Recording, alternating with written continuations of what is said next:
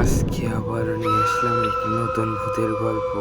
তো যারা যারা চ্যানেলটি সাবস্ক্রাইব করে নাই সাবস্ক্রাইব করে ফেলেন।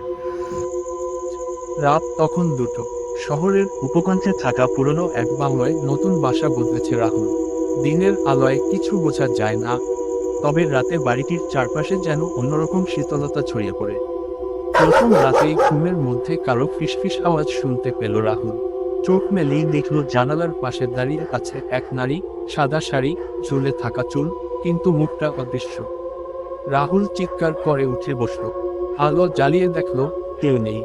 ভাবল দুঃস্বপ্ন হবে, কিন্তু প্রতিদিনই সেই নারী ফিরে আসে। আস্তে আস্তে রাহুল বুঝতে পারল তার কক্ষের আয়নায় সেই নারীর প্রতিফলন দেখা যায়, কিন্তু বাস্তবে তিনি নেই। একদিন আয়নার সামনে দাঁড়িয়ে রাহুল জিজ্ঞেস করল, তুমি কে?